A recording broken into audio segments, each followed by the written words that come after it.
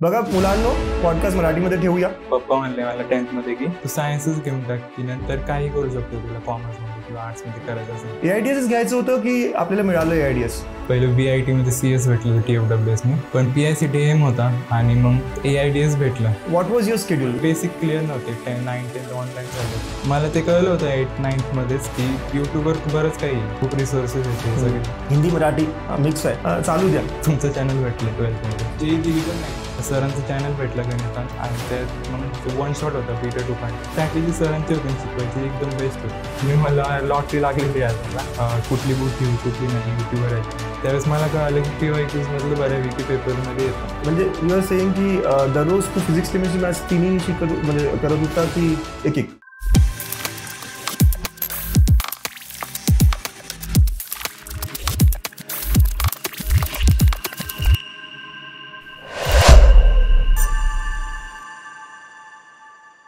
Hello बच्चों, welcome to गणित अंक. कैसे हैं आप सब लोग? बच्चों, आज एक और पॉडकास्ट में लेकर आया हूं इस सीरीज में, एक और टॉपर जो आपसे बात करेगा. आज का पॉडकास्ट इंटरेस्टिंग और भी है, वो इसलिए क्योंकि इस बच्चे ने बोर्ड्स और CET दोनों में मचाया है, दोनों में टॉप किया है, दोनों में. वो बताएगा अपने बारे में. हाँ, वो कितना परसेंटाइल आया था, क्या हुआ था, कौन से कॉलेज में था, वो सब बताएगा. लेकिन उससे पहले मैं बता दूं कि यार ये सारी पॉडकास्ट सीरीज लेने का क्या एम है. बच्चा लोग, बहुत बार जब आप पढ़ाई करते हो तो अप्स एंड डाउन्स से जाते हो, बहुत बार आपको मोटिवेशन की जरूरत होती है. इसलिए हम ये पॉडकास्ट आप तक लेके आए कि आपके सीनियर्स वो कैसे टॉप कर गए, उन्होंने कैसे अपने मोटिवेशन को बरकरार रखा. और इतना ही नहीं, आप हर पॉडकास्ट हर टॉपर से कुछ ना कुछ सीखते होंगे फॉर श्योर. तो आज जब आप आर्यन से बात करोगे, हाँ बच्चों, आज जो पॉडकास्ट में आपका सीनियर है उसका नाम आर्यन है, आप जब आर्यन से बात करोगे तो आपको लिखना है नीचे कमेंट में कि आपने कौन सी वो 2 इंपॉर्टेंट चीजें सीखी है. सिर्फ 2 चीजें जो आपको सबसे अच्छी लगी आज के पॉडकास्ट में, आप लिखेंगे, कमेंट करेंगे आखिर में जब पॉडकास्ट खत्म हो जाएगा. चलिए शुरू करते हैं आज का पॉडकास्ट. एंड मैं चाहूंगा आर्यन खुद आपको इंट्रोड्यूस करे, अपने सारे मार्क्स, अपने सारे क्रेडेंशियल्स बताए. आर्यन. सो हेलो गाइज, माय सेल्फ आर्यन जाधव. मी PICT कॉलेजमध्ये in artificial intelligence and data science branch, आणि मला MSc CET 2024 मध्ये 99.41 पर्सेंटाइल होते आणि बोर्ड्स मध्ये 92.17% होते. व्हेरी नाईस यार. बघा मुलांनो, पॉडकास्ट मराठीमध्ये ठेवूया है ना. बोर्ड्स मध्ये तुम्ही ऐकलं, बोर्ड्स मध्ये 92.7 है ना, आणि CET मध्ये 99.41 दोन्ही मध्ये टॉप केलंय. 98.41. बेटा मार्क्स किती होते 99.41 मध्ये? 145. तो 145 मध्ये तुम्हाला 99.41 and you got PICT AIDS.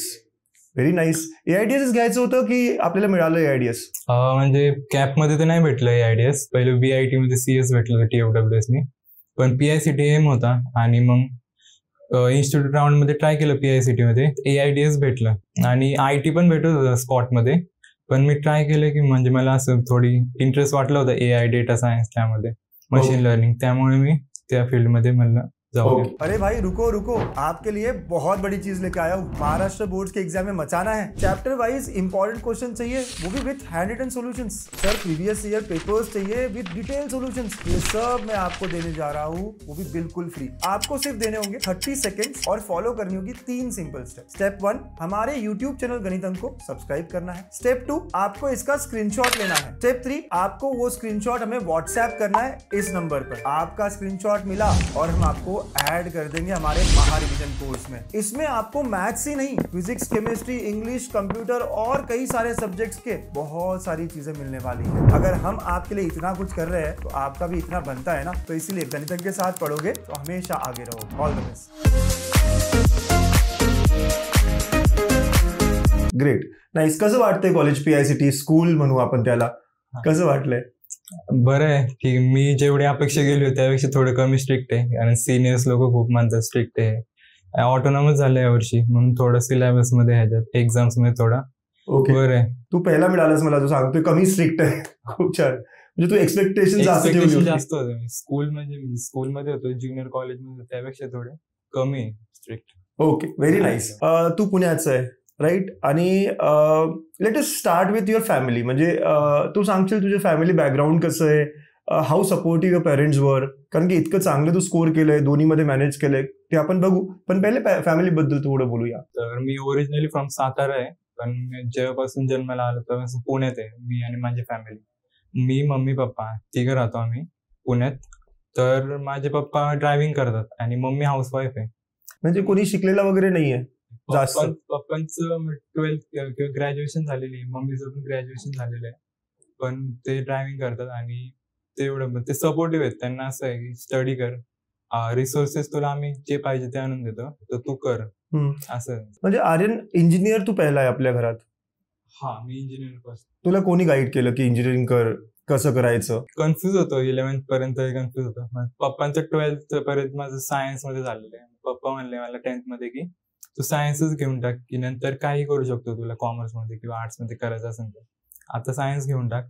Me science घेतलं, मला काय आयडिया नव्हता इतका, पण मी मग घेतलं आणि मग मला 11th मध्ये कळालं JEE CET. पण मी इतका म्हणजे हे नव्हतो, फोकस नव्हतो. मला वाटलं शेवटी 1-2 महिन्यात होऊन जाईल बोर्ड्स, नंतर काही इतकं हार्ड नाही, बोर्डचा अभ्यास केला होईल. पण मी ज्यावेळेस 11th एंडिंगला आली त्यावेळेस मी मग 1-2 चॅप्टरचे असे ऑनलाईन MCQ हे ते करून ट्राय करायचं सॉल्व्ह करायला, पण नाही व्हायचे ते सॉल्व्ह. म्हणजे खूपच हार्ड वाटायचं, कारण म्हणजे बेसिक क्लिअर नव्हते. 9-10 ऑनलाईन झाली होती त्यामुळे. मग मी ट्राय केलं की आता 12th मध्ये आपण एकदम नीट करूया. मग मी त्यानंतर चालू केलं 12th मध्ये अभ्यास. ओके आर्यन, अभ्यास सुरू केलं आणि तू बोर्ड्स आणि CET दोन्हीमध्ये इक्वली गुड केलं. तर म्हणजे ऑफलाईन कोचिंग, खूप ट्युशन्स, इकडे जातो तिकडे जातो, कॉलेज पण करत होता, म्हणजे हाऊ वॉज युअर शेड्यूल? कारण की दोन्हीमध्ये 90 क्रॉस करणे, एक मध्ये 99 क्रॉस करणे आणि एक मध्ये 90 क्रॉस करणे, हाऊ इज इट पॉसिबल? म्हणजे तू कसं केलं हे? म्हणजे रुटीन कसं होतं तुझं? स्टार्टिंग पासूनच म्हणजे घरचे म्हणत होते तू क्लास लाव, पण मी म्हणलं की मला स्वतःच्या पेसवर जायला आवडतं. मग मी क्लासेस नाही लावले. कॉलेजला जात होतो मी, ज्युनियर कॉलेजला. तर शेड्यूल असं असायचं की 6:15ला कॉलेज असायचं आणि 1:30-2 वाजेपर्यंत सुटायचं. मग घरी यायला मला 2:30 किंवा 3 कधी वाजायचे. त्यानंतर मी कॉलेजमध्ये काही इतकं समजायचं नाही टीचर्सचं, पण घरी आल्यावर मी युट्यूबवरून ह्याच्यावरून मला ते कळलं होतं 8th-9th मध्येच की युट्यूबवर बरंच काही खूप रिसोर्सेस आहेत हे सगळे. मला मग त्यावेळेसच सवय लागली होती की युट्यूबवरूनच सेल्फ पेसनी करायला. मग मी तसंच चालू केलं आणि मग युट्यूबवरच चालू झालं. मग तुमचं चॅनल भेटलं 12th मध्ये. म्हणजे 8-9 मध्ये तू युट्यूबवर ऑनलाईन करत होता, तर तुला माहिती होतं की आपल्याला युट्यूबवरून जमणार? युट्यूबवर, कारण ऑनलाईन तर काही समजायचं नाही, कारण ते इंटरनेट इश्यू आहे ते. युट्यूबवर मग त्यावेळेस फोन पण घेतला होता मला, म्हणजे घरच्यांकडे होता. मी युट्यूबवर असं सर्च करायला त्यावेळेस मला बरेच चॅनल भेटले आणि ते मला म्हणजे असं कम्फर्टेबल वाटले की ऑनलाईन एका जागेवर बसून आपण बिना काही डिस्ट्रॅक्शन हे ते करू शकतो. क्लासमध्ये इकडचं तिकडचं डिस्ट्रॅक्शन हे होत राहतं आणि मला म्हणजे ऑफलाईन मध्ये इतकं फोकस बसत नाही, माहित नाही का असं, पण तसं होतं ऑनलाईन मध्ये फुल फोकस बसतो माझा. ओके, अच्छा. आपण MST CT 2026 म्हणजे नेक्स्ट इयरचे विद्यार्थी त्यांना आपण थोडंसं सांगूया की त्यांचं शेड्यूल कसं राहिलं पाहिजे फ्रॉम स्टार्ट. तुझं शेड्यूल कसं होतं? तू जर सांगितलं 11th मध्ये तुला काहीच कळत नव्हतं, केलंच नाही काही, एक वर्ड में बोलेंगे तो 11th बर्बाद ही हो गया, राईट? तर असे खूप मुलं असेल जे 11वी मध्ये आहे आणि आता 12वी मध्ये जाणार आहे, राईट? तर what was your schedule? Let us assume की तू पहिला चॅप्टर करत होता लॉजिक. पहिला चॅप्टर युजली लॉजिक असतो तुमच्या कॉलेजमध्ये. तर तू तुझं डेली रुटीन सांग की कसं होतं, how do you manage for boards and CET both from start? तर मग तुम्ही जसं कॉलेजला जात असाल किंवा क्लासमध्ये जात असाल, स्टार्टिंग पासून एकदम कन्सिस्टंट राहा. ज्या दिवशी कॉलेजमध्ये किंवा क्लासमध्ये कुठलाही टॉपिक शिकवतात ना, त्या दिवशीच कम्प्लीट करा. असं पुढे ठेवू नका उद्या करीन परवा वगैरे, मग ते बॅकलॉग पूर्ण चॅप्टर राहतो. कारण चॅप्टरच्या स्टार्टिंग मध्ये बेसिक असतं, तेच जर नाही कळलं तर पुढचा चॅप्टर जितकं डीप जातो तितकं काहीच नाही कळत. तुझं शेड्यूल सांग, म्हणजे तू काय केलंस? तर मी मग तसंच कॉलेजमध्ये जे शिकवायचे तो टॉपिक मी घरी येऊन ऑनलाईन ते सर्च अप करायचो आणि ते बघायचो. बोर्डसाठी प्रिपेअर करायचो normally. Let start from logic. Logic तू करत होता, कसं होतं ते? लॉजिक तर सेम मी असं प्रॅक्टिस सेट करायचं जे टेक्स्टबुक मध्ये दिलेले आहेत, कारण टेक्स्टबुक खूप मस्त बनवलेली आहे HSCची. तर मी प्रॅक्टिस सेट करायचो, एक प्रॅक्टिस सेट हळूहळू 2 दिवस लागले एकाला तरी ठीक आहे, टाइम असतो पूर्ण वर्ष. जसंच कॉलेजमध्ये संपायचं ना तो चॅप्टर, तसं माझं पण घरी संपायचा आणि मग त्यानंतर मग मी त्या चॅप्टरचं CET प्रिपरेशन करायचं. पण पहिलं बोर्ड्स इम्पॉर्टंट आहे, कारण तेच बेस आहे. तो जर नाही झाला तर मग CETला पण तुम्हाला किंवा JEE म्हणा काय इतकं नाही जमणार. ओके, तो JEE बद्दल म्हणजे JEEला काही प्रिपरेशन सुरू केलीच नव्हती कधी? JEE दिली पण नाही. अच्छा, अटेम्प्ट पण नाही केली? अटेम्प्ट पण नाही. Okay, nice to know. अच्छा मला एक सांग, तू जे जसं सांगितलं चॅप्टर तू लॉजिकचं एक्सरसाइज वगैरे सॉल्व्ह केले आणि सीईटीचा करायला निघाला, तर व्हायचे सॉल्व्ह सीईटीचे? कारण की लोक म्हणतात डिफिकल्टी लेवल वेगळी आहे, बोर्ड्स वेगळं आहे, सीईटी वेगळी आहे. What was your experience? Logic बद्दलच बोलूया. व्हेरी ऑनेस्ट, स्टार्टिंगला इतकं म्हणजे 10 क्वेश्चन जर केले ना मी तर 3-4 जमायचे, ते पण इझी लेवलचे आणि रिपीट झालेले सारखे. थोडंफार इकडे तिकडे झालं ना व्हॅल्यूज मध्ये किंवा काय, मला कॉन्सेप्च्युअल केले की नाही जमायचं. मग ते थोडं डिमोटिवेशन होत गेलं. आम्हाला स्टार्टिंगला लॉजिक आणि मग डिफरन्शिएशन झालं होतं. डिफरन्शिएशन मध्ये जसं गेलो ते अजिबातच कळत नव्हतं आणि सगळ्यांनी असं घाबरवलं होतं सिनियर्सनी की इंटिग्रेशन अजून हार्ड आहे, त्याला डिफरन्शिएशन लागतं. मग मी थोडं डिमोटिवेट झालो होतो. पण मग नंतर मग जसं जसं पुढे गेलं मॅट्रायसिस चालू झाला, त्यावेळेस मी एकदम रॅन्डमली एकदा युट्यूबवर स्क्रोल करत होतो. त्यावेळेस मला सरांचं चॅनल भेटलं गणितांक आणि त्यात मग वन शॉट होता बीटा 2.0. मी तो व्हिडिओ चालू केला, म्हणलं ट्राय आउट करू कसं काय. आणि मला कळलंच नाही 2 तास कसे गेले माझ्या फ्लो मध्ये. एकदम मज्जा आली पहिल्यांदा, म्हणजे मॅथ्स मध्ये मज्जा नाही यायची पण मज्जा आली. जुगाड्स आणि सगळे कॉन्सेप्ट, एक कॉन्सेप्ट तो म्हणजे स्ट्रॅटेजी सरांची होती शिकवायची, एकदम बेस्ट होती. एक कॉन्सेप्ट घ्यायचे, ते फॉर्म्युलाज आणि जुगाड सांगून मग त्याच्यावर 2-3 क्वेश्चन. असं नाही की इझी क्वेश्चन घेऊन सोडून दिलं, थोडे हार्ड पण थोडे एकाच जेईचा क्वेश्चन जो सीईटी मध्ये येऊ शकतो अशाशी घेऊन मग ते असे 2 तास कधी गेले मला कळलं नाही. मग चॅनलला गेलो, त्यांच्या चॅनल बघितला आणि प्लेलिस्ट मला सापडली बीटा 2.0. मी स्क्रोल केला, काही 11-12चं सीईटीचं होतं. मला लॉटरी लागलेली आहे मला एकदम प्रॉपर. आणि मग तो मी आता म्हणलं प्लेलिस्ट सेव्ह करून ठेवतो, चॅनल सबस्क्राईब करून ठेवला आणि ती प्लेलिस्ट मी पूर्ण वर्ष फॉलो केली. आणि तुला एकदम सोपं वाटलं सगळे टॉपिक? कोणताच टॉपिक तुला डिफिकल्ट नाही वाटला कधी? स्टार्टिंगला डिफिकल्ट वाटायचा, स्टार्टिंगला क्वेश्चन करायला घेतले की जमायचे नाही, ते कॉन्सेप्ट डीप गेले तर नाही जमायचं. पण ते मग ते कॉन्सेप्ट रिव्हिजन नाही होऊन जातं. स्टार्टिंगला मला डिफरन्शिएशन पण हार्ड जात होता, एकदमच हार्ड, म्हणजे समजतच नव्हतं. पण ऍट द एंड ज्यावेळेस बोर्डच्या आधीच्या दिवशी मी ज्यावेळेस अभ्यास करायला बसलो त्यावेळेस मी रिअलाइज केलं की मला त्यावेळेस डिफरन्शिएशन खूप हार्ड जायचा. आता मी 5-10 मिनिटं डिफरन्शिएशन अख्खं रिवाइज करून टाकलेलं आहे, इतका इझी झाला आता. मग ते मी थोडासा म्हणजे विचार केला, त्यावेळेस मला कळलं की ते रिव्हिजनमुळे झालंय सगळं. कॉन्स्टंट रिव्हिजन 2-3 आठवड्यात किंवा महिन्यातून जरी 1 तास जरी केली प्रत्येक चॅप्टरची रिव्हिजन तरी मोर दॅन इनफ आहे. ते बस तुम्हाला व्हिज्युअलाइज झाले पाहिजे डोळ्यासमोर, इतके तुम्ही ते रीड आउट करा सारखे फॉर्म्युलेज. म्हणजे तू असं म्हणतोय की तू कोणता एक चॅप्टर घेतो, बोर्ड्स संपवतो, बोर्ड्सच्या नंतर त्याचे सीईटीचे प्रश्न लावतो आणि फर्स्ट टाइम जेव्हा तू करतो तेव्हा तुझ्याकडून 10 पैकी 3-4च होतात सॉल्व्ह, मग तू परत करतो रिवाइज फॉर्म्युलेज रिवाइज. कारण फॉर्म्युले जितके पटकन क्लिक होतील ना तितके चांगले आहेत. कारण मला स्टार्टिंगला तोच प्रॉब्लेम व्हायचा, मी व्हिडिओ बघायचो, फॉर्म्युला नोट डाऊन करायचं आणि फॉर्म्युला बाजूला ठेवून सॉल्व्ह करायला बघायचो. त्यात मग मला असं कळायचंच नाही की मला येतंय का नाही. मग मी नंतर फॉर्म्युले लर्न केले, नीट फॉर्म्युले 4-5 दिवस लर्न करून रिवाइज करत राहिलो. मग ते नंतर मला जरी फॉर्म्युला क्लिक नाही झालं रटल्यानंतर तरी तो असं व्हिज्युअलाइज व्हायचं किंवा मी ह्या पेजवर इथं फॉर्म्युला लिहिला होता, मग तो लक्ष द्यायचा, मग लिहून काढायचा. आणि मी काय करायचो, मॅथ्स किंवा फिजिक्स किंवा केमिस्ट्री फॉर्म्युलेच होते 1-2 पेजवर लिहून ठेवायचो आणि जसं लिहून ठेवलं की मी ते टेबलच्या पुढं वॉलवर स्टिक करून ठेवायचं जोपर्यंत दुसरा चॅप्टर संपत नाही. दुसरा चॅप्टर संपला की मग त्या चॅप्टरचे लावून ठेवायचं वॉलवर. त्याने काय व्हायचं, सारखं ते म्हणजे इकडे तिकडे जायचं, हॉलमधून फिरायचं, त्यावेळेस दिसायचं आणि ते इतकं म्हणजे मस्त होतं की ते व्हिज्युअलाइज होऊन जायचं मला ते पेज अख्खंच. Very nice. बच्चों मैं फिर से ये पॉइंट को हाईलाइट करूंगा. खूप लोक असंच करतात, खूप मुलं असंच करतात की they keep formula side by side आणि फॉर्म्युला बघतात आणि सॉल्व्ह करतात आणि त्यांना वाटतं मला येतोय. आणि जेव्हा टेस्ट देतात तेव्हा त्यांना काहीच समजत नाही की मला येत नाही बाबा, आता कसं झालं, because they do not remember the formula. Right. तो दिस इज व्हेरी इंपॉर्टंट बच्चा लोग की फॉर्म्युला याद होना चाहिए, है ना, फॉर्म्युला लर्न व्हायला पाहिजे. आणि ते जे व्हिज्युअलाइज सांगतोय the same happen with me as well. म्हणजे मला माहित असायचं की कोणत्या पानावर कोणतं फॉर्म्युला आहे, व्हिज्युअलाइज होतं ते एग्जामच्या वेळेला. That kind of formula revision should be there, है ना. तो बच्चे नोट करो, ये बहुत अच्छी बात है ना, और ये आप कर सकते हो. जो 26 में देने वाले हैं वो तो पक्का इसको अटेम्प्ट कर सकते हैं. हिंदी मराठी मिक्स आहे, ठीक आहे, चालू द्या, ठीक आहे, ओके. तर खूप छान आणि खूप व्यवस्थित सांगितले तू. तरी मला विचारायचं आहे तुला की which was the most difficult chapter for you in mathematics? I again come with the same question. Most difficult integration, आणि मला ते स्ट्रेट लाईन तो वाला पार्ट थोडा हार्ड जायचा. लाईन इन पेन वाला म्हणतो का तू? नाही, straight line 11th pair of straight line तो वाला कॉन्सेप्ट थोडा, आणि लाईन अँड प्लेन पण थोडं सिमिलर लाईन रिलेटेड, तो थोडा हार्ड जायचा. पण ते म्हणजे थोडं बेसिक्स क्लिअर नव्हते. मी काय केलं, लाईन अँड प्लेन इतकं नीट जमत नव्हता, pair of straight line. Me 11th मध्ये गेलो, 11th केलं परत नीट. फॉर्म्युलेस ते इझी फॉर्म्युले होते, पण त्यावेळेस ते हार्ड वाटायचे, कारण मी 11th मध्ये ते लर्नच केले नव्हते, किंवा केले असते ना एक्झाम पुरते केले होते, विसरलो होतो. तिथे जाऊन मी परत रिवाइज केलं, जास्त वेळ नाही, एखाद दिवस लागतो फक्त. कॉन्सेप्ट रिवाइज केले, मग आलो. मग ते बऱ्यापैकी इझी वाटायला लागले पहिल्यापेक्षा.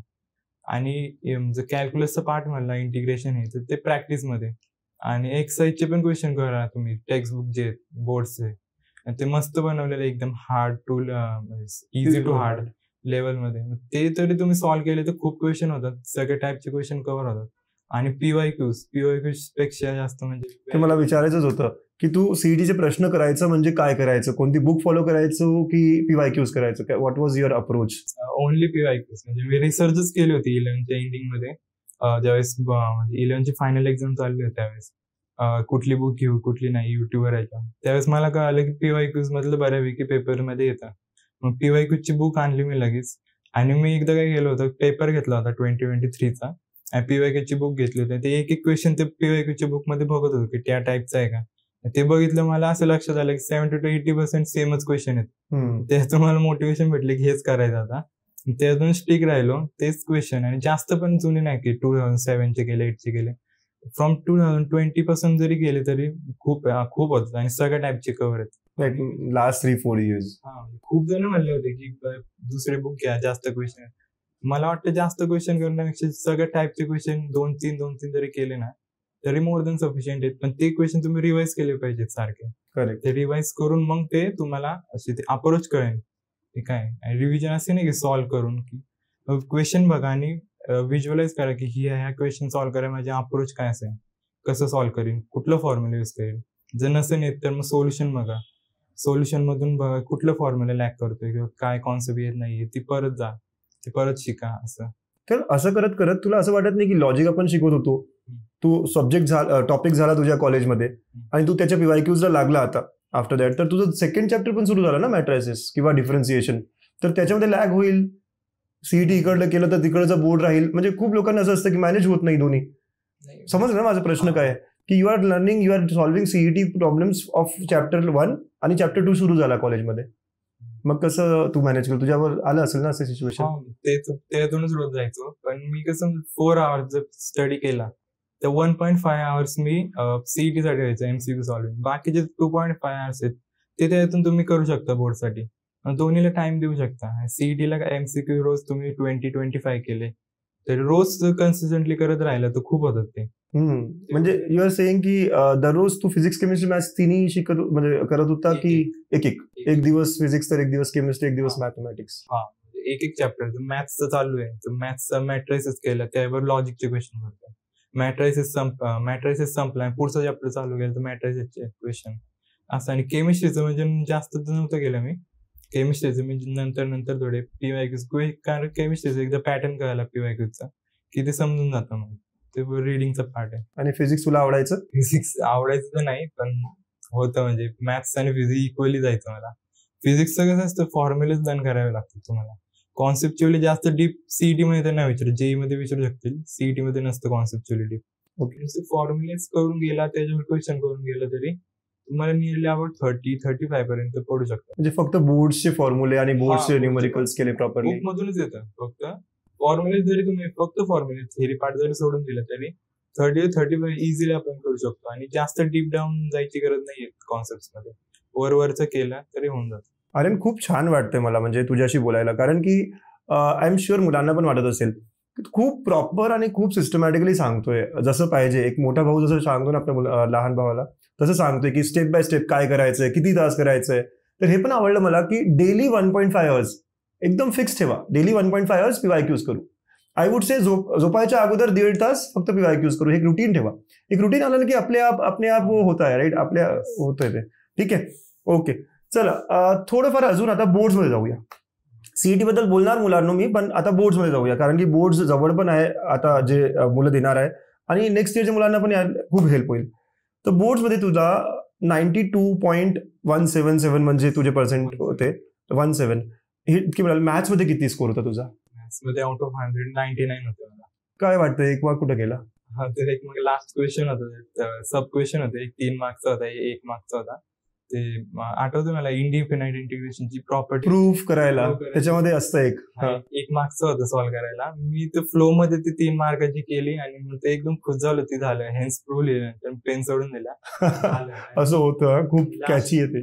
मागच्या ह्याच्यात गेलो, ते एक्स्ट्रा क्वेश्चन सॉल्व्ह करायला लागलो मी. सगळे म्हणजे 2 मार्क्सचे 3 सगळे क्वेश्चन सॉल्व्ह केले आणि नेमकं मी ते लास्ट मध्ये आलो नाही. तो जो आला असतो तो मग आउट ऑफ पेट. ओके, नाही, तुला माहित आहे म्हणजे 1 मार्क कुठे गेला.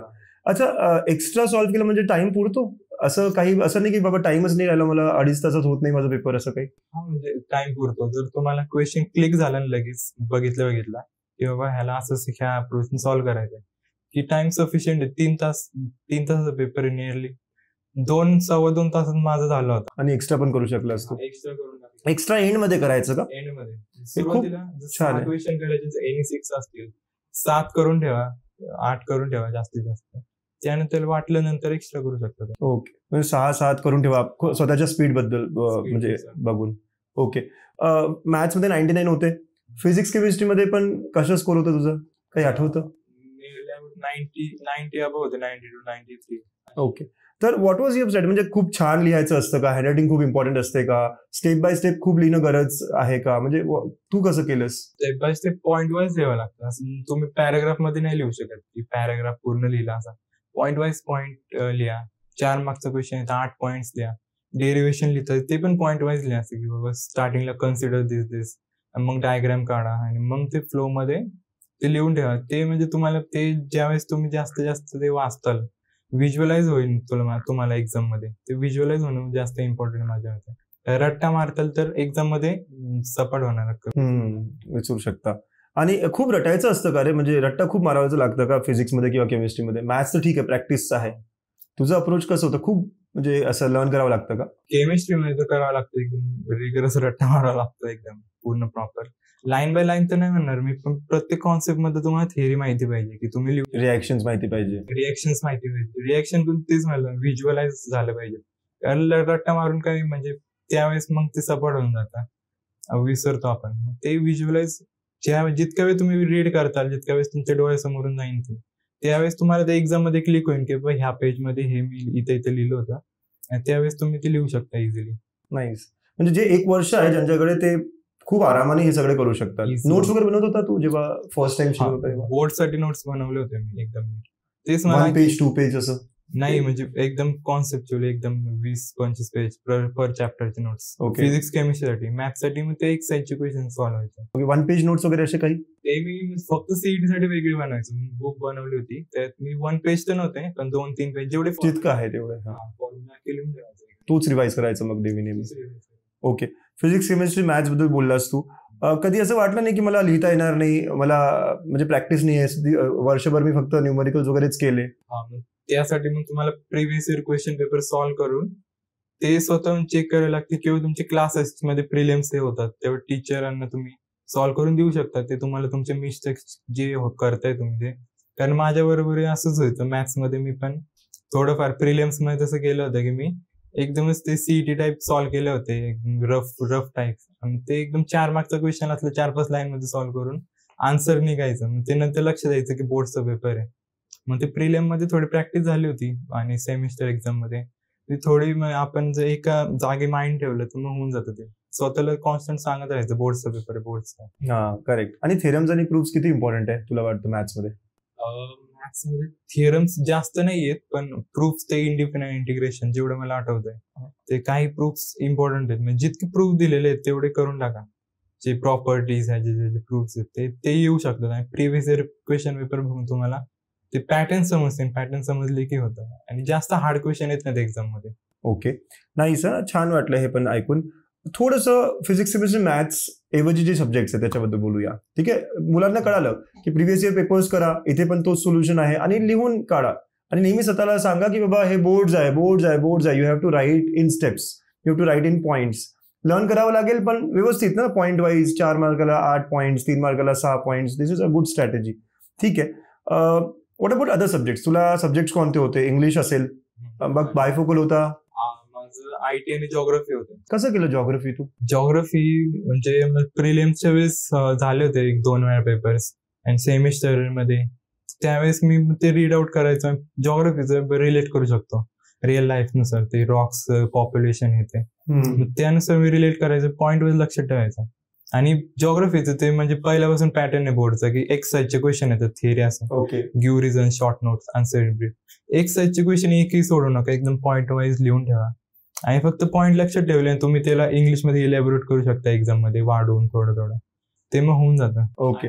वाटलंच तर तुम्ही डायजेस्ट घेऊ शकता असे त्यात आन्सर्स असतात, ऑब्जेक्टिव्ह हे ते असतात ते करून गेलं मोर दॅन सफिशियंट. आणि इंग्लिश तर म्हणजे लँग्वेज तुमची जेवढी नॉलेज आहे तितकं ते होऊन जाईल, ते पण ते इंग्लिशमध्ये प्रॅक्टिस लागते कारण इंग्लिशमध्ये स्पीडचा गेम आहे.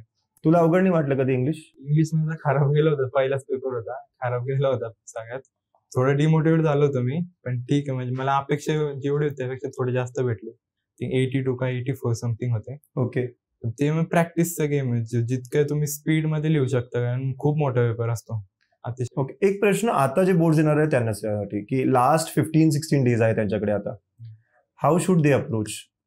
15 दिवस राहिले, त्यांनी खूप सीईटी केलं किंवा जेई केलंय, तर त्यांना आता 85-90 कडे जायचंय, तर व्हॉट डू यू थिंक? तुला काय वाटतं काय करायला हवं? आता 90 स्कोर करणं थोडं अवघड आहे, 80+ जरूर अचिवेबल आहे. मग तुम्हाला स्कोरिंग पाहिजे असेल तर मग जे इझी सब्जेक्ट आहेत त्याला पहिले टॅकल करा, लाईक इंग्लिश, जॉग्राफी आणि जे तुमचं IT किंवा कम्प्युटर सायन्स असेल, कारण CS ला काय ते 200 मार्क्स 100 असतं. 100 प्रॅक्टिकल. ते इझी सब्जेक्ट आहे जे लवकर होतील तुम्हाला. फिजिक्स मध्ये जा, मॅथ्स मध्ये जा, कॉन्सेप्च्युअल जास्त असतात, जास्त टॉपिक्स आहेत, हार्ड होईल. ते सब्जेक्ट मध्ये असं करा की जास्तीत जास्त स्कोर कसे करू शकता. आणि जे हार्ड सब्जेक्ट आहेत फिजिक्स, केमिस्ट्री, मॅथ्स, ते जर प्रिव्हियस इयर क्वेश्चन्स किंवा सर पण असे लाईव्ह घेतात युट्यूबवर ह्याच्यावर, तर ते तुम्ही प्रिव्हियस इयर क्वेश्चन त्या टाईपचे क्वेश्चन येऊ शकतात आणि 100% येतात खूपशे. बोर्ड जास्त काही नवीन येत नाही, म्हणजे मागच्या 5 वर्षाचे पेपर सगळे सांगतात. असं केलं तरी त्यांना 80 होणार आणि मेन 90ची गरजच नाही ना. कुठे तुला 92 पॉईंट काही फरक पडला? 80 आलं की 75 क्रॉस झाले पाहिजे, that is a good number to get. तसं तर 60 पण क्रॉस झाले तर खूप छान आहे, पण 75 क्रॉस झाले तर आपल्याला पण छान वाटतं. ते एक दिवसासाठी मजा असते फक्त, बोर्डचा रिझल्ट आला घरच्यांना, पुढच्या दिवशी आपण विसरून जातो किती पडले आणि कुठेच लागत नाही जास्त, कुठेच नाही लागत जास्त. तुम्ही ठीक आहे ग्रॅज्युएशन जात असाल ठीक, इंजिनिअरिंग मध्ये किंवा फार्मसी मध्ये तर इतके नाही यूज होत. चला, बोर्ड्स बद्दल खूप डिटेलनी बोललो आपण आणि छान प्रिपरेशन करणार मुलं, आणि I am sure they got the approach. Okay. Now coming back to CET. सीईटीला तुला 99.41 आणि 145 ना हे मार्क्स होते तुझे. म्हणजे तुला कोणतं सब्जेक्ट आवडायचं खूप जास्त? मला मॅथ्सच आवडायचं. पहिलं नाही आवडायचं इतकं, पण नंतर मी सरांचे व्हिडिओ बघितले, मी जसं म्हणलं एन्जॉय करायला लागलो, असं मस्त मजा वाटायला लागली मॅथ्स मध्ये करायला. कारण जे पहिले क्वेश्चन सॉल्व्ह नव्हते होते नंतर सॉल्व्ह व्हायला लागले, त्यामुळे थोडं कॉन्फिडन्स आलं होतं की हा सब्जेक्ट स्कोर करू शकतो. कारण मॅथ्स मध्ये तुमचं चांगला स्कोर झाला तर पर्सेंटाईल हाय होते, मॅथ्स मध्ये कमी स्कोर झाला तर पर्सेंटाईल कमी येते, ते माहिती होतं मला. म्हणून मी असं केलं होतं की 3 सब्जेक्ट मध्ये फोकस करू, असं नाही की 2 सब्जेक्ट. तर मग पण तू एक सब्जेक्ट एका दिवसाला म्हणजे करायचं, राईट? 1-2 सब्जेक्ट असं घ्यायचं, एक सब्जेक्टनी बोर होऊन जायचं मग 4-5 तास किंवा असं, मग 2 सब्जेक्ट एका वेळेस. किंवा जसं तू रुटीन सांगितलं 7 to 2 कॉलेज आणि आफ्टर 6-7 आवर्स तू बसायचं आरामाला. म्हणजे एकदा जर एक सब्जेक्ट घेतला तुम्ही बोर्ड साठी चालू केलं ना, विथ बोर्ड सीईटी पण एंड व्हायला पाहिजे, त्यात मध्ये ब्रेक नका टाकू, ते 2-3 दिवस नाही गेलं दुसरा सब्जेक्ट घेतला त्या जागी, तसं नाही करू. एंडिंग पर्यंत तो सब्जेक्ट ठेवा, त्यानंतर दुसरा टॉपिक चालू झाला तुमच्या कॉलेज किंवा क्लासमध्ये तो चालू करा. कारण क्लासमध्ये कसं होतं, कॉलेजमध्ये 1-3 चॅप्टर चालू असतात, फिजिक्सचा आहे, केमिस्ट्रीचा आहे, मॅथ्सचा आहे, मग ते कसं होतं थोडं रिगरस होतं, ते हार्ड होतं. मी काय करायचो, मी एक सब्जेक्ट ठेवून द्यायचो, केमिस्ट्री थोडा इझी जायचा, मग मी एक सब्जेक्ट ठेवून द्यायचा, 2 सब्जेक्ट एका वेळेस करायचो, एकाचा बोर्ड चालू ठेवायचा, एकाचा सीईटी चालू ठेवायचा. ओके. मॅथ्स मध्ये किती मार्क्स होते सीईटीला? मॅथ्स मध्ये 74 out of 100 आणि पर्सेंटाईल 99.61. ओके. असं नाही की जेईई मेन्सचे खूप प्रश्न आले होते? म्हणजे बघितले तर आउट ऑफ 50 7 ते 8 क्वेश्चन येऊ शकतात, ते पण एकदम हार्ड लेवलचे नाही, जेईचे मॉडरेट किंवा इझी लेवलचे, जे बोर्ड्सचे फॉर्म्युलेजने होऊ शकतात. पण ठीक आहे, म्हणजे 7-8 क्वेश्चन सोडले तरी 42-43 येतात आणि त्यातले बरेचसे PYQs मध्ये 35 क्वेश्चन तुम्ही बघितले तर PYQs मधून येतात. आरामाने तुम्ही 70 पर्यंत जाऊ हा, शकता आणि easy. 99.5 क्रॉस होतो. क्रॉस होता. Very good. आणि केमिस्ट्रीमध्ये काय होतं मार्क्स? केमिस्ट्रीमध्ये 42 होते आणि 99.31% आले. ओके, चलो let's come to the last part now. CET पण खूप जवळ आहे, बोर्ड्स पण खूप जवळ आहे. मुलांना तू काय सजेस्ट करशील? म्हणजे आता 15 डेज आहे, बोर्ड्सला पास होणं सोपं आहे का? तुला काय वाटतं? बोर्ड्सला पास होणं तर इझी आहे. म्हणजे 35% पाडायला तुम्ही 20 मार्क्सच्या इंटरनलचे आहेत. 15 मार्क्स तुम्ही म्हणजे प्रिव्हियस 2-3 ह्याचे क्वेश्चन करून गेले तरी होऊन जातं. MCQs हे ते करून गेले तरी होऊन जाते. पास होणं तर इझी आहे, पण चांगले मार्क्स पाडायचे असतील तर मग थोडा 15 दिवसात 10-15 दिवस जे राहिले त्यात थोडं तुम्हाला प्रिपरेशन करावी लागेल 9-10 तास. जे इम्पॉर्टंट क्वेश्चन आहे ते असतात जे दरवेळेस येतात 2-3 वर्षांनी. ते पॅटर्न्स तुम्हाला कळले तुम्ही कोचिंग मध्ये किंवा विचारू शकता. ऑनलाईन पण भरपूर प्लॅटफॉर्म्स आहेत, रिसोर्सेस आहेत, त्यातून तुम्ही घेऊ शकता. आणि सीईटी ज्यांना 99 क्रॉस करायचं आहे त्यांना काय स्ट्रॅटेजी केली पाहिजे आता म्हणजे तुम्हाला आता तरी बोर्ड्सवर फोकस करा. पण जसे तुमचे मॅथ्स पर्यंत किंवा बायो पर्यंत पेपर झाले त्यानंतर मग जॉग्राफी किंवा IT ला बऱ्याच सुट्ट्या असतात 10-15 दिवस. त्यावेळेस पासूनच तुम्ही चालू करून टाका सीईटीचा. एक चॅप्टर घ्या. मोस्टली मॅथ्स आणि केमिस्ट्री जास्त फोकस करा, कारण फिजिक्समध्ये मॅथ्स एवढीच मेहनत घ्यावी लागते पण आउटपुट कमी येतो, कारण 50 मार्क्सचा पेपर आहे. मॅथ्स आणि केमिस्ट्रीमध्ये फोकस करा जास्त. केमिस्ट्रीची बुक 5-6 वेळा तुमची रीड झाली पाहिजे लाईन बाय लाईन.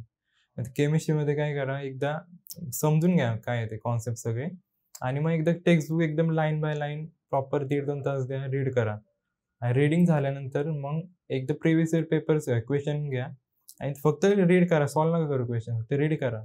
त्यात तुम्हाला कळेल पॅटर्न काय, कुठल्या सेक्शन मधून येतोय किंवा काय. मग ते पॅटर्न कळल्यानंतर मग परत 2-3 वेळा चॅप्टर रीड करा. असं 4-5 वेळा तुमचं मिनिमम रीडिंग व्हायला पाहिजे, तरच क्लिक होईल. नाही तर एक्झाम मध्ये ते एकदा रीड करून गेलो काहीच क्लिक होणार नाही. एक्झॅक्टली, 2-3 वेळा 4 वेळा सगळंच करावं लागेल, फिजिक्स असो, केमिस्ट्री असो, मॅथ्स असो. आणि लास्ट 2 मंथ्स मध्ये पण आपण आरामाने स्कोर करू शकतो. 99 पाडू शकतो आरामाने. स्ट्रॅटेजी प्रॉपरली असली पाहिजे. चला, खूप छान आर्यन. आय एम शुअर मुलांना खूप काही तुझ्याकडून मिळालं असेल आणि ते लिहिणार आहे कमेंट मध्ये, है ना, की top 2 things that they learn from the podcast. ठीक आहे, थोडा मोठा झाला podcast, I know, but there were lot of points to take from it. So I am sure you will learn, है ना. बच्चा लोग, और एक बात है ना, मला तुलाच विचारायचं होतं, गणितांबद्दल तुला कसं माहित पडलं आणि तुला वाटलं की गणितांक एक चांगला प्लॅटफॉर्म होता तुझ्यासाठी? म्हणजे मला कोणी रेफर नव्हता केला, पण मला डिफिकल्टी येत होते मॅथ्समध्ये, खास कर सीईटी मध्ये. बोर्ड्स मध्ये ते सॉर्ट होतं, पण सीईटी मध्ये क्वेश्चन नव्हतं जमत. आणि म्हणजे रॅन्डमली एकदा युट्यूबवर मला गणितांक भेटलं. मी पहिला एकदा त्यांचा व्हिडिओ बघितला होता. ते असंच एक टॉपर्स इंटरव्ह्यूचा टाईपचा व्हिडिओ होता. मला वाटलं ते इंटरव्ह्यूचेच कॉन्टेंट टाकत असतील, पण नंतर कळालं मला टीचिंगचं पण टाकतात. आणि एकदम म्हणजे व्हिडिओ बघितला की मला कळलं हे म्हणजे मला हे असेच टीचर पाहिजे होते ज्यांना मी फॉलो करीन वर्षभर. मी तो फॉलो केला वर्षभर आणि मग रिझल्ट भेटले शेवटी ऍट द एंड. नाही तर मला मॅथ्समध्ये सगळ्यात कमी भेटले असते, कारण बेसिक अजिबात क्लिअर नव्हते मॅथ्सचे. आफ्टर दिस चांगलं केलं. चला, खूप छान. आणि आता सांगतो आपल्या लहान मुलांना, बाळांना, जे पण म्हणजे तुझे फ्रेंड्स आहेत आता 11वी-12वी असतील, त्यांना सांगतो गणितांबद्दल? सांगतो, कारण माझी म्हणजे मामांची मुलगी ती आता 12th मध्ये सीईटी देणार आहे बोर्ड्स. तिला पण मी रेफर केलेलं आहे. आणि अजून माझे काही मित्र आहेत जे 1 वर्ष 2 वर्ष छोटे आहेत, त्यांना पण मी रेफर केले गणितांक. त्यांना प्लेलिस्ट पाठवून ठेवलेली पीटर 2.0. त्यांना मला ते रेफर करा असं, मग ते त्यांना पण चांगलं वाटतं चॅनल बघितल्यानंतर. चलो, सो बच्चा लोग अच्छे से मैनेज करो बोर्ड्स और सीईटी दोनों. दोनों में अच्छा किया जा सकता है, दोनों में मचाया जा सकता है. यही मैसेज आज के पॉडकास्ट से हमें देना था, है ना. काही तुला लास्ट सजेशन्स काही द्यायचे, काही बोलायचे? बस आता तुमचं जर झालं नसेल काहीच, आता बोर्डसाठी फोकस करा, मग सीईटी स्टार्ट करा.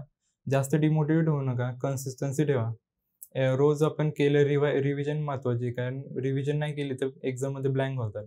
रिव्हिजन करत करत थोडा सिलेबस कव्हर करत जा. आणि ज्यांचं झालेलं आहे आतापर्यंत बोर्डचं सगळं किंवा सीईटीचं, त्यांनी फक्त रिव्हिजन मॉक टेस्ट ते देऊन चला. नॉर्मली ते 5-6 मॉक टेस्ट तरी मिनिमम द्या, असेस करा काय चुका होत आहेत, त्यातून मग इझिली तुमचा स्कोर वाढू शकतो. चलो, सो बच्चा लोग, आई एम श्योर आप सब लोग करके दिखाओगे, मचाओगे. All the very best. All the best.